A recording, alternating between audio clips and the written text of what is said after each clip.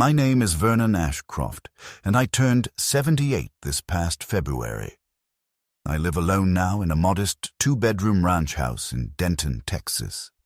It's the same house I moved into with my late wife, Lorna, almost 46 years ago. We raised our son and daughter here, repainted the siding more times than I can count, patched the roof after hailstorms, and planted the oak tree in the front yard that now dwarfs the house itself. That tree was once a sapling in Lorna's hands, and now it's a towering monument to the time that slipped past us, heavy with years, like my own bones. Since Lorna passed away 5 years ago, I've done my best to keep the house clean and the garden trim. She would have wanted it that way. I make my own meals, do my laundry, and drive myself to the grocery store once a week. I still use the same old station wagon we bought when our first grandchild was born. It creaks and rattles, but it gets me there and back. My body's slower than it used to be, but my mind, well, my mind still works. At least I thought it did. Most mornings I wake up before sunrise. It's not insomnia exactly, just a kind of restlessness that's settled into me over the years. I boil water in the same battered kettle Lorna used, make myself black tea with a splash of milk, and sit in the armchair by the window, watching the streetlight flicker off and the world begin to stir. There's something comforting about that quiet, unclaimed hour before the neighborhood kids start yelling and the lawn mowers roar to life. I used to think of it as a peaceful kind of loneliness, but lately I've stopped pretending that peace and loneliness are the same thing. My son, Mason, lives in Oregon. We haven't spoken in almost 2 years. Our last phone call ended with an argument I can't quite remember the origin of. Something about politics or taxes, or one of those subjects that turn sour faster than milk left on the counter. He sends me a Christmas card with a photo of his dogs every year, but no return address. My daughter, Erin, is closer, geographically at least. She and her husband, Brad, live in Plano, just an hour's drive away. They used to visit more often, especially right after Lorna died. But over time, the visits got shorter, and eventually they stopped altogether. I don't think Erin is cruel, not exactly. Just practical. Efficient. She always was. She manages some kind of real estate operations office now, overseeing other agents and closing high-value deals. She's sharp and well-dressed and never late. She's also the kind of person who measures care in logistics rather than emotion. After Lorna's funeral, Erin offered to help set things up for me. Automated pill organizers, home health care brochures, even an estate planner. At the time, I thought she was being helpful, but something about her tone left a chill in my chest, like I was just another task on her list, somewhere between finalizing escrow documents and booking dry cleaning. Brad, on the other hand, has never liked me. He's always been distant, never outright rude, but his politeness is the kind that stings, too polished to be genuine. He calls me sir, which I find unsettling. He never liked it when I corrected the kids' table manners or told stories that went on too long. Lorna used to say, Brad's just reserved, but I always knew he looked down on me. I worked most of my life as a civil engineer. I wasn't flashy or rich. I didn't own a boat or invest in stocks. I worked on roads and drainage systems, and I came home dirty. I was good at what I did, but Brad, he manages portfolios. Wears watches that cost more than my first car. I still get birthday cards from Erin, usually with a gift card inside, Home Depot or Walgreens or something impersonal. No messages, just a signature. She always writes, Love, Erin and Brad. Never Dad or We miss you. Just a formula, a placeholder. I keep them in a drawer, stacked neatly. Some part of me still hopes they'll mean something someday, even if I know better. What's worse than the silence is the sudden, jarring intrusion. About a month ago, Erin started calling more frequently. Not in a warm or nostalgic way. These were brief, overly cheerful check-ins, like someone reading from a script. "Hi, Dad. Just seeing how you're doing. Are you eating well? Taking your meds? How's your sleep?" They weren't questions so much as a list. Every time I answered, I felt like I was being evaluated. Her voice was light, but her pauses were too calculated. At first, I thought she was just trying to reconnect. Maybe something had changed. Maybe she missed me. Then Brad called me directly. That was rare enough to make my ears ring. He sounded upbeat in that salesman's way he has, and said he and Erin were planning a short vacation and had a lovely little beach rental in South Padre Island. "Why don't you come with us?" he asked. "We thought it might be good for you to get away for a bit. Fresh air. Family time." My first instinct was suspicion, but I swallowed it. I said yes. I wanted it to be real. I wanted to believe that they remembered I existed outside of birthday cards and gift balances. Still, something about the offer scratched at me like an itch I couldn't reach. I started keeping a notebook by the bed, writing down on little things: what I ate, who I spoke to, whether I locked the back door. I told myself it was just to keep track, a little trick to stay organized. But if I'm honest, part of me was scared. I'd forgotten the name of my neighbor's dog last week. I'd lost my keys in the fridge 2 months ago. What if they were right to worry? I've seen it happen. Men like me, once independent, slowly lose themselves. It starts with confusion, then paranoia, and soon the children come around with papers to sign. I didn't want to believe it, but I'd heard stories. Neighbors. Old friends. One man I used to play chess with at the library ended up in a care home against his will because his daughter claimed he forgot how to turn off the stove. He didn't forget. He just didn't hear the timer. I told myself Erin and Brad weren't like that. They had good jobs, stable lives. They didn't need my money. And yet lately, I'd noticed things missing. A few bank statements I could have sworn I left on the kitchen table. A prescription refill that never arrived. The more I tried to rationalize it, the more anxious I became. I started second-guessing everything I did. I found myself rereading the same article 3 times and checking the stove twice before bed. I told myself I was just being careful. When I mentioned the trip to my neighbor, Miss Helen, she raised one eyebrow and said, "Well, Vernon, just make sure you pack your scents along with your socks." I laughed, but her words lingered. The kind of warning people wrap in a joke. Now the trip is only 2 days away. I've packed light. Just some clothes, my pills, my phone charger. I added a portable voice recorder I bought years ago and never used. And last night, in a fit of insomnia, I pulled out the old nanny cam we used when our grandkids were toddlers. It still works. I tested it behind a row of books on the shelf. It recorded clearly. The camera's lens is tiny, nearly invisible. Maybe I won't need it. Maybe this trip will be the first step towards something better. Maybe I'll come back with stories instead of regrets. But just in case, I packed extra batteries. And as I zipped up the suitcase, I whispered to Lorna's photo on the mantel, "Wish me luck, darling. I think I might need it." The morning of our departure arrived with an unsettling quiet. I had barely slept, tossing between sheets that suddenly felt too heavy, my thoughts moving in anxious circles. I got up at 5, showered, dressed, and made myself a breakfast I could barely touch. The eggs were rubbery, the toast too dry, or maybe it was just me. I double-checked my suitcase. Socks, undershirts, slacks, medication, the little voice recorder tucked into the lining of my toiletry bag, and the nanny cam, carefully hidden inside a hollowed-out book I'd marked as retirement planning. I slipped a notepad into the side pocket, just in case. At precisely 7:45, I heard the sharp crunch of tires on gravel. I opened the curtains to see Brad's sleek black SUV idling in my driveway. He didn't get out, of course. He never did.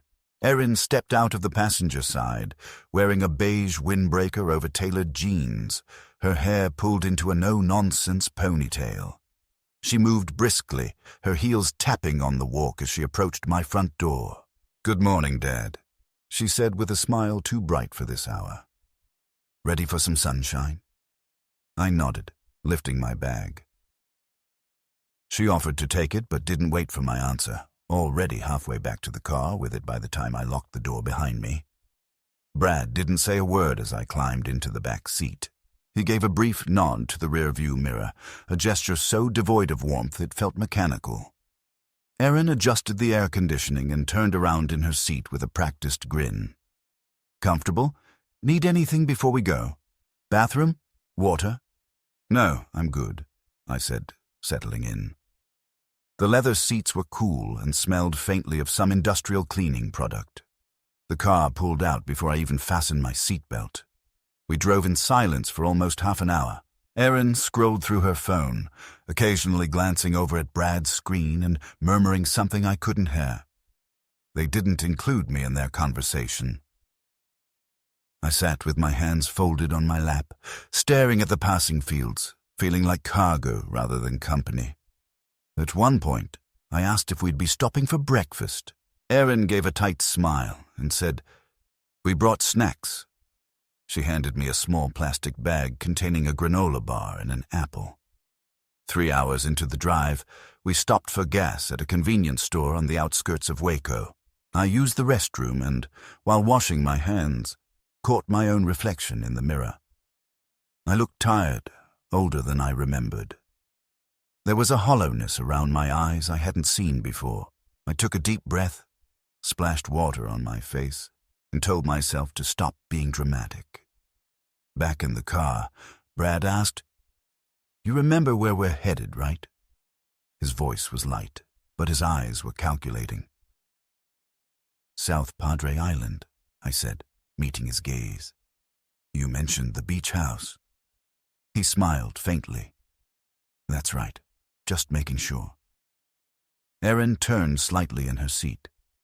"We just want to be sure you're feeling good, Dad. No confusion, no headaches." I frowned. "I'm fine. Why would I be confused?" She waved it off. "Just being careful. You know how it is at your age. Travel can be disorienting." I said nothing. My fingers tightened slightly around the armrest. We arrived at the beach house late in the afternoon. It was bigger than I expected. 3 stories tall, painted seafoam green with white trim, perched just a few hundred yards from the water. Erin led the way, punching in a code on the smart lock. Inside, the air smelled of lemon and fresh paint. Everything gleamed, granite countertops, stainless steel appliances, wide windows facing the ocean. My room was on the first floor, tucked in the back, window facing a wall. A narrow bed, a small dresser, and a television mounted too high on the wall. No personal touches, no photos. It felt sterile. Erin showed me how to use the smart thermostat, which required an app on my phone, and reminded me twice not to adjust the settings manually. Dinner that evening was takeout. Sushi. Erin claimed it was light and healthy. I tried to remember the last time I ate raw fish. I wasn't sure I ever had. When I reached for soy sauce, she quickly said, "Careful with that, Dad. Your sodium." "I don't have blood pressure issues," I replied. She raised her eyebrows. "Are you sure? Didn't your doctor say something at your last appointment?" I stared at her. "You weren't there." "I talked to the nurse after," she said casually, and turned to open a bottle of sparkling water. "Anyway, it's better to be cautious." That night, after everyone went to their rooms, I sat on the edge of my bed, staring at the blank television screen. Something was off, not just the coldness of the house, not just Brad's silence or Erin's forced cheer. It was the way they kept watching me, tracking my responses, steering conversations like handlers. I turned off the lights, got into bed, and lay there for hours with my eyes open, listening to the occasional creak of footsteps upstairs, the low hum of conversation behind a closed door. The next morning, Erin knocked and entered before I could answer. "Time for your meds," she said, holding out a pill organizer. I looked at it. The compartments were labeled morning and night. I picked up one of the pills and turned it in my hand. "What is this?" She hesitated, just for a moment. "Vitamin D, doctor recommended it, and the blue one's a mild mood stabilizer. You said you've been having trouble sleeping." "I never said that." "Well, you did mention restlessness." "I didn't ask for pills." "They're mild, Dad. Just take them." "I'd like to speak to my doctor myself," I said. Erin's expression didn't change. "We'll schedule something next week. Let's just try these for now." She set the organizer on my nightstand and left. I didn't take the pills. I hid them under a tissue in the wastebasket and recorded the entire exchange with my voice recorder. I wasn't sure yet what I was collecting, but my instincts told me to start. Later that day, Brad announced that a social worker would be stopping by. "Just a wellness check," he said. "Totally routine. She does these for people over 70. I blinked. Why would I need a wellness check? "Because you're living alone," Erin interjected. "It's standard. They check to make sure you're okay, not being neglected, that kind of thing." "But I'm not being neglected." "Of course not," she said, smiling. "It's just protocol." The woman arrived at 2 p.m. She was polite, mid-30s, wore a blazer and a lanyard. She asked me basic questions: my birth date, where I was, who the president was. I answered easily. Then she asked if I ever forgot appointments, got lost while driving, left appliances on. I said no, but she kept glancing at her clipboard like she'd already marked yes. After she left, I overheard Erin and Brad speaking in hushed voices upstairs. I crept to the hallway and caught fragments through the vent. Early indicators. "Can file by next month if we get enough documentation. Power of attorney. We'll have to talk to the bank." That night, I installed the nanny cam.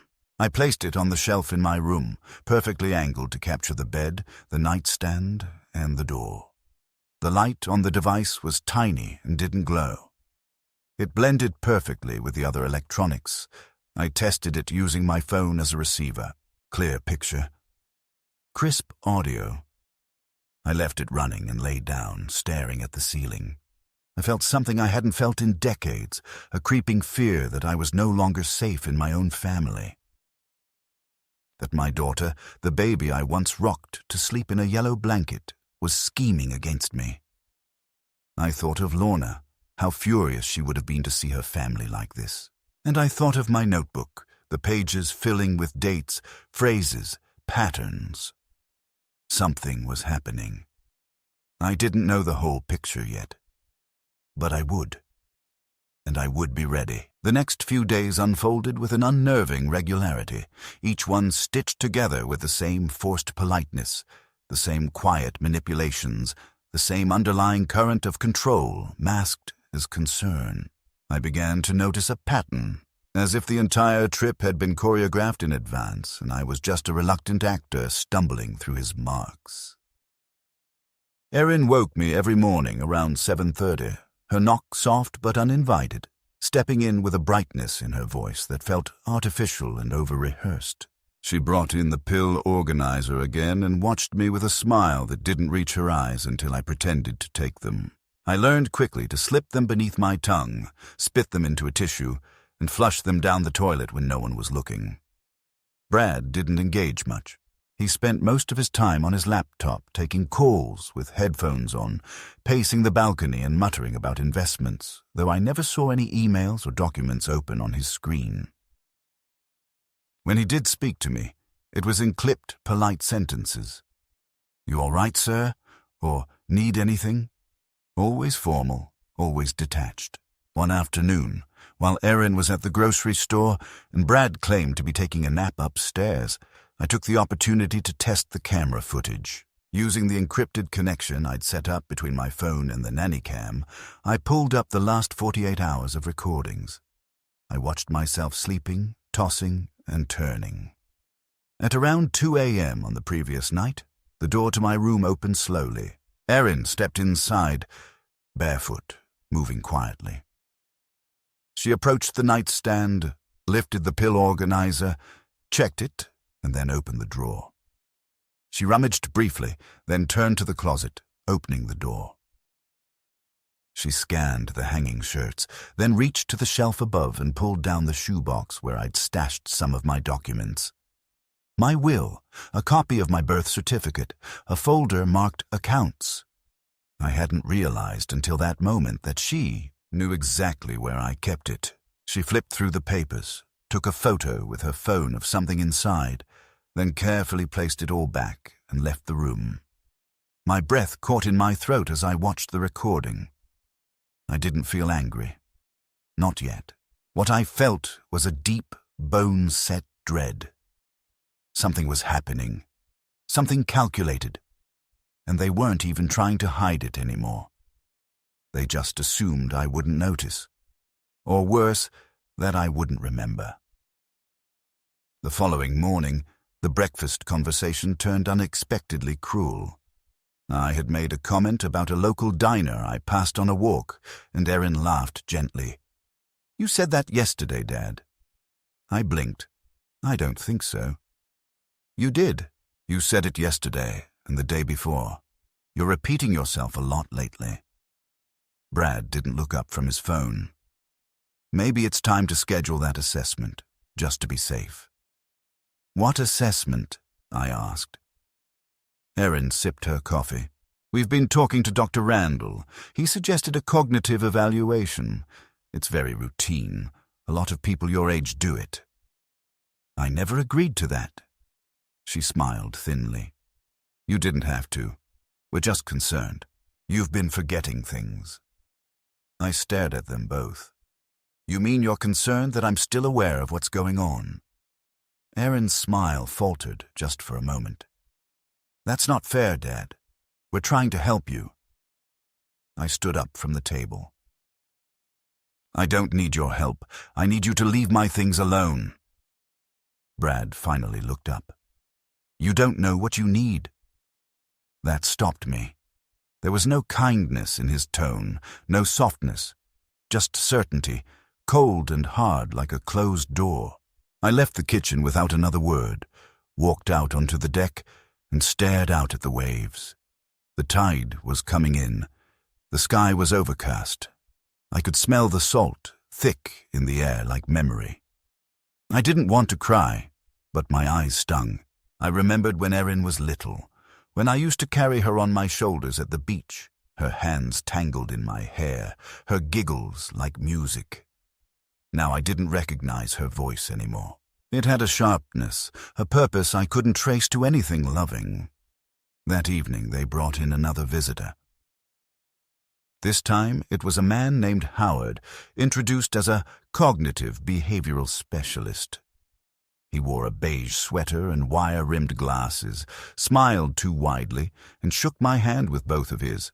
"I've worked with dozens of families in similar situations," he said warmly. "Just here to ask a few questions. Totally informal." I nodded cautiously and sat across from him in the living room. Erin hovered near the doorway, arms crossed. Howard began gently. "Can you tell me today's date?" "August 10th. "And the year?" 2025. "Great. Can you remember 3 words?" "Apple, table, penny." I repeated them. He asked a few more questions. "Count backwards from 100 by 7s. Name the current president. Draw clock." I answered everyone without hesitation. After 10 minutes, he leaned back, scratching notes into a legal pad.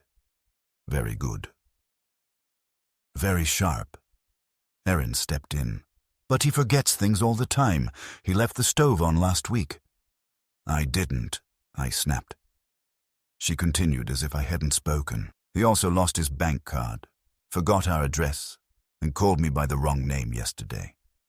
"I didn't." Howard didn't respond. He just nodded and continued writing.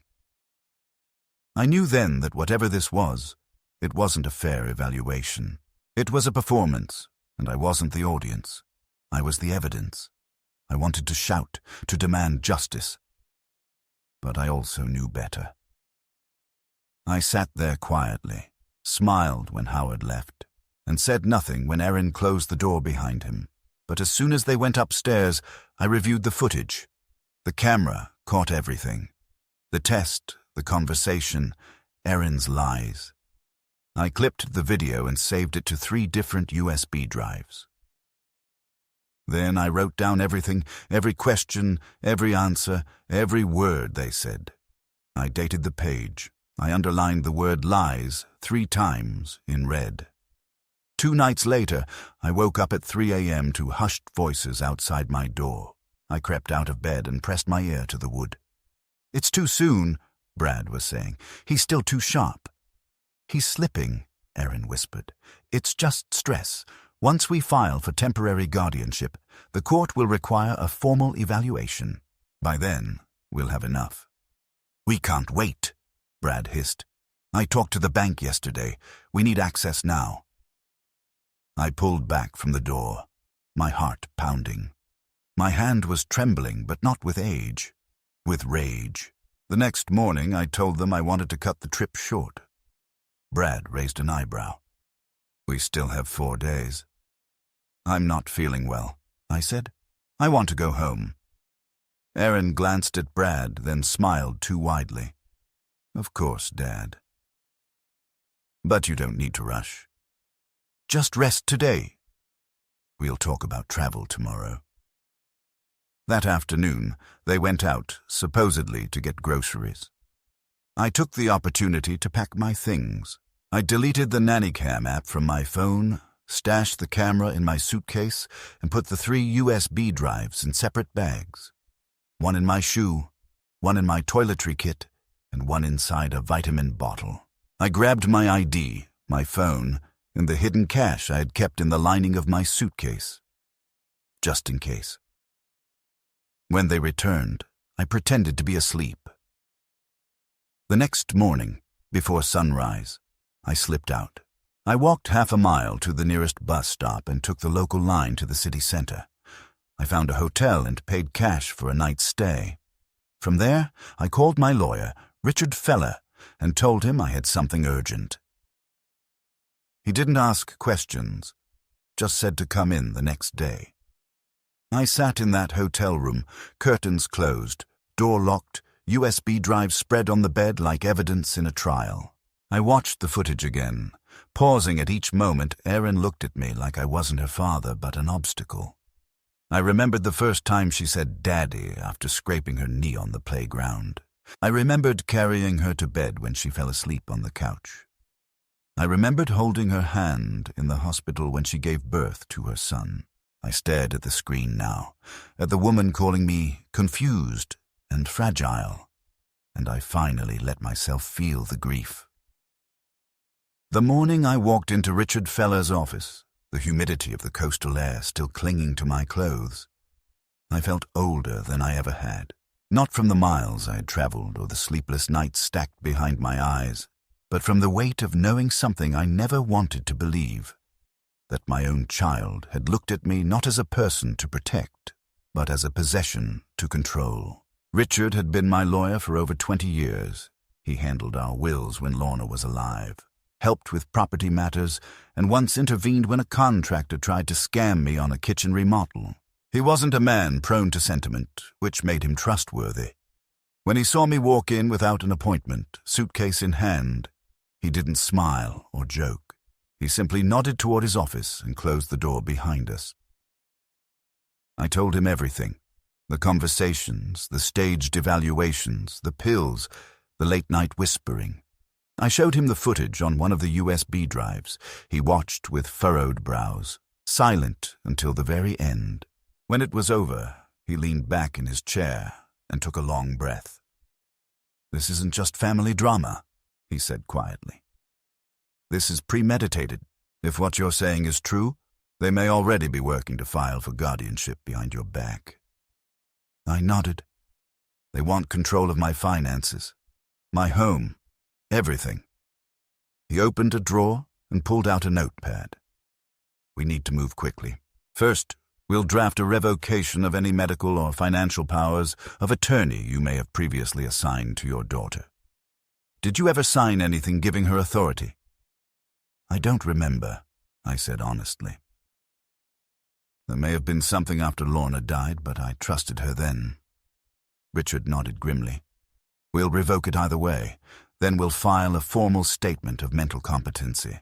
I'll have you evaluated by a neutral specialist, someone the court will trust.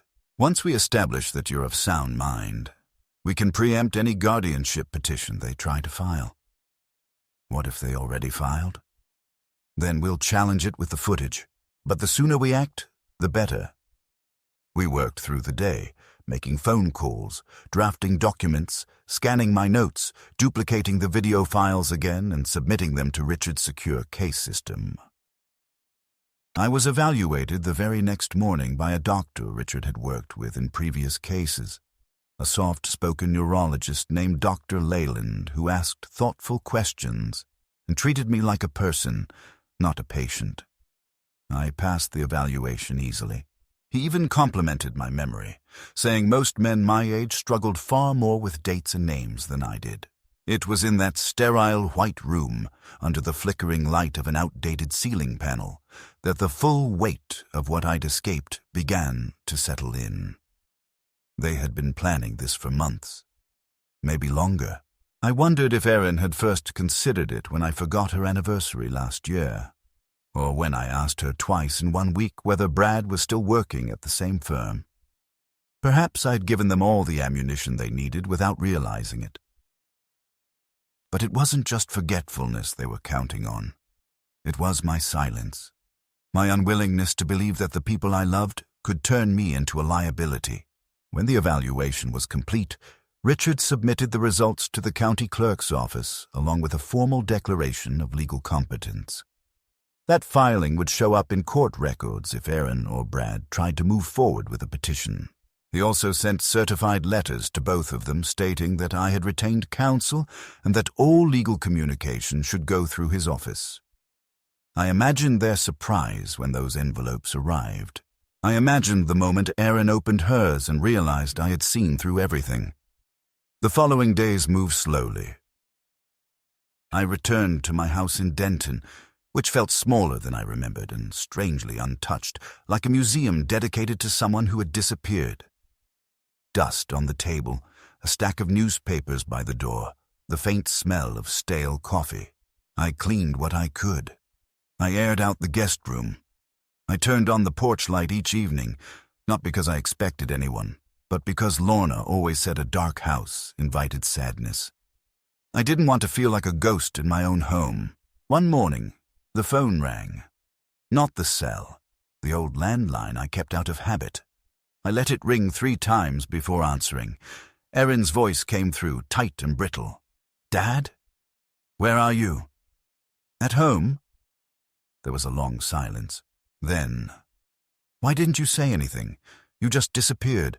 We thought something happened." "You mean you were afraid something didn't happen?" Her breath caught. "That's not fair."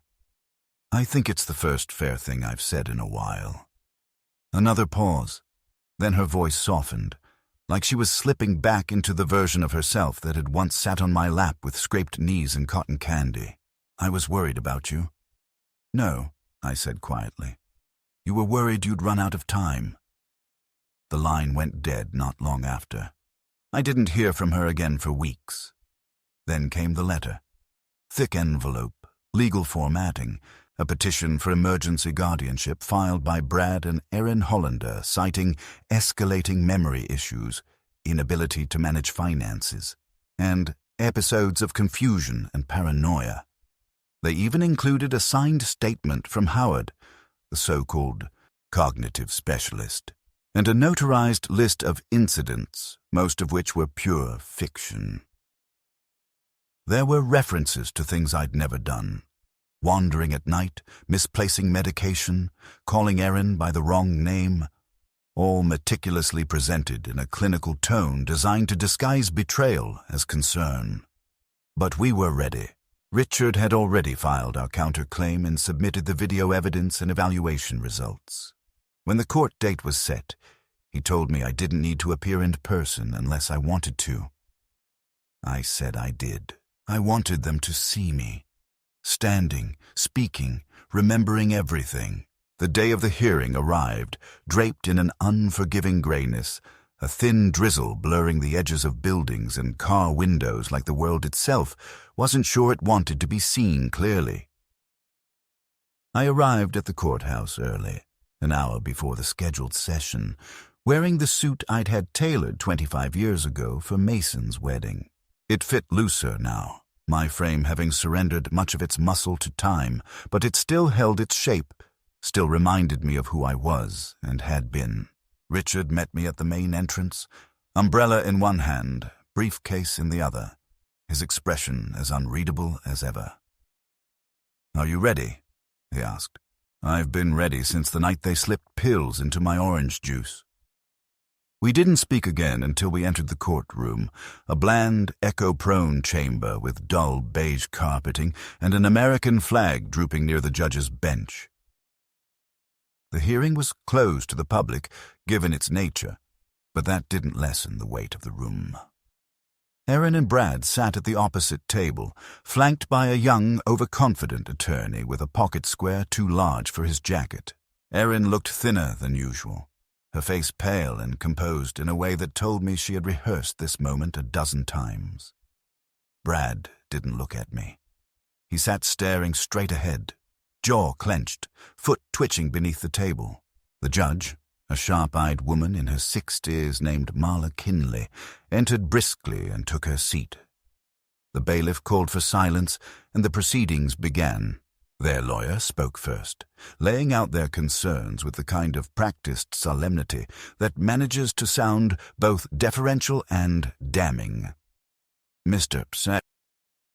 Ashcroft," he said, "has exhibited signs of progressive memory decline, impaired judgment, and delusional thinking. My clients, his daughter and son-in-law, have attempted to care for him with compassion and discretion, but recent events have forced their hand. They fear for his safety and, more importantly, for the security of his financial affairs. They are seeking temporary guardianship with the intention of long-term protection." He then called Erin to the stand. She swore in, straightened her back, and began what could only be described as a performance. Full of measured pauses, tearful inflections, and occasional looks toward me that blended concern with heartbreak. She described the supposed incidents, forgetting names, leaving the stove on, wandering barefoot outside in the middle of the night, claiming people were watching him. She even mentioned violent outbursts, though she could provide no examples. At one point, she began crying, dabbing her eyes delicately with a tissue. "I love my father," she said, voice cracking just enough to sound authentic. "This isn't easy, but I can't watch him deteriorate without doing something. He raised me. I owe him safety, even if he doesn't want it." Brad followed. His testimony was colder, more businesslike.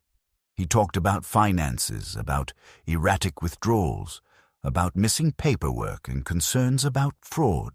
He suggested that I had fallen prey to online scams and was becoming increasingly paranoid. He said I accused them of stealing without any evidence. The judge listened silently, jotting the occasional note. Then Richard rose and quietly asked the court to play an exhibit for consideration. The bailiff inserted the USB into the courtroom monitor system. The footage filled the screen. Erin entering my room in the middle of the night, rummaging through my papers, taking photos. The exchange with the faux cognitive specialist, who never once showed credentials. The whispered conversation in the hallway about guardianship and bank access. The room was silent, save for the voices on the video. Erin went pale. Brad's face darkened with recognition. When the screen went black again, Richard calmly introduced the neurological evaluation, the written declaration from the doctor, and the timeline of recorded notes I'd been keeping since before the trip. Then he turned to me and nodded. I stood and made my way to the witness box. My knees ached, but I didn't show it. I raised my hand, took the oath, and sat down. My name is Vernon Ashcroft. I may be 78 years old, but I am not senile, nor am I confused. What I am is betrayed by my daughter and her husband, who, under the guise of concern, attempted to strip me of my rights and my independence. I have never endangered myself. I have never mismanaged my finances, and I have never, ever asked to be rescued. I looked directly at Erin. What I did ask for, years ago, was a place at the table, a phone call, a visit, a shred of what I used to have with my family. Instead, I became an obstacle. An inconvenient burden, so they planned to get rid of the burden, but I wasn't ready to go, and I certainly wasn't ready to be erased. I paused, my voice steady, though the room felt like it was leaning toward me. I'm asking this court not only to deny this petition, but to understand that age alone does not equal incompetence. Memory lapses are not dementia. Anger is not delusion, and suspicion, especially when earned, is not paranoia. Judge Kinley thanked me, then recessed for deliberation. It took 23 minutes. When she returned, she didn't hesitate. The petition for guardianship is denied. The evidence presented indicates not only full mental capacity, but active deception on the part of the petitioners. This court finds that the attempt to establish guardianship was not made in good faith. Furthermore, I will refer this case for possible investigation into elder exploitation. Erin gasped. Brad finally looked at me, and his face was pure hate. Back outside, Richard shook my hand. "You won," he said. "I didn't win," I replied. "I survived." But something in me had shifted. That night, alone in my house, I made tea and stared at Lorna's photograph. I could hear her voice, could almost feel her hand on my shoulder. I didn't cry. There wasn't any sorrow left. Only the quiet aftermath of a storm. In the following weeks, I took steps. I changed my banking institutions. I moved my savings into protected accounts. I rewrote my will, leaving clear instructions for what would happen after I was gone. None of it involving Erin or Brad. I sold the house and purchased a small apartment in a retirement community 2 counties away, under a different name. I left no forwarding address. Only Richard knew how to reach me. A month later, I received a certified letter from Erin's attorney requesting a reconciliation conversation. I never opened it. I burned it in the sink, watching the corners curl into ash. I had nothing left to say. The fall air in Denton is different from the heat-drenched skies of late summer. It's dry and quiet, filled with that faint scent of fallen leaves and change. Not the chaotic, dramatic kind, but the slow, inevitable shifting that happens whether you're ready for it or not. In my new apartment, smaller and simpler than the home Lorna and I built together, I found myself surrounded by unfamiliar stillness. No ticking grandfather clock, no creaking porch swing. Just the hum of the refrigerator and the low murmur of the radio I kept on most days, tuned to classical. Not for any deep love of the music, but for the steadiness of it, the structure, the predictability. I hadn't spoken to Erin since the hearing, after the judge's ruling, after the footage, after the evaluation reports, after her face crumbled in real time as her plan unraveled in front of the court. She hadn't tried to call again. I thought maybe that was the end. But in families like mine, things don't always end with silence. Sometimes they end with one last, desperate attempt to regain the story. It was mid-October when the doorbell rang. I wasn't expecting anyone. No one knew where I lived now except Richard, the building manager, and the utilities. I moved cautiously, peeking through the peephole.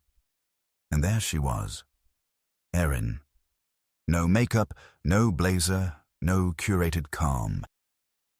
Just a beige sweater, slightly wrinkled, and a tote bag clutched against her side like a shield. She stood without moving, like she knew I was watching and refused to beg. I opened the door slowly, saying nothing. "Hi, Dad." I let the silence stretch a little too long before I replied. "How did you find me?" "I called Richard. He told me only after I said I wasn't here to fight." "That's not his call to make." "I know," she said softly, "but I'm glad he did." I didn't step aside. "What do you want?" "To talk." She looked older than she had a month ago. Not in a cosmetic sense, but in the way people look when their arrogance has been peeled back and replaced with something less confident. Her eyes were tired, the skin under them slightly purple. She had always taken pride in appearing composed, in being the most prepared person in any room. She didn't look prepared now. After a long pause, I stepped back and opened the door wider. We sat at the small dining table by the window. The afternoon light filtered through the blinds in slanted stripes, painting us in alternating shadow and warmth. I didn't offer her tea. She didn't ask. "I know you don't owe me anything," she began. "I know you probably hate me." I shook my head slowly. "I don't hate you. I just don't believe in you anymore." She nodded as if she'd rehearsed that possibility and had no rebuttal. "Came to say that I'm sorry. And not just in that surface way people apologize when they're caught. I've spent a lot of time trying to understand why I did what I did." That sounds like the beginning of a justification. It's not. Or maybe it is. I don't know anymore. All I can tell you is that I panicked. Brad lost a lot of money last year. Investments, real estate ventures. We weren't in as good of a place as we made it seem. And I looked at you, sitting alone in that house, watching the same TV shows, reading the same paper, and I thought, what's the difference? He doesn't use the money. He barely spends. He lives like he's already halfway gone. I felt that one like a cold slap. I didn't respond. "I started telling myself it would be better for you," she continued, "that we'd manage your affairs responsibly, that we'd protect you from being taken advantage of. But the truth is, we were the ones taking advantage. I don't know when that switch happened in my head, but it did. I convinced myself that it was okay. And now? Now I live in a house I can't afford, with a man I barely recognize, and a father who won't speak to me.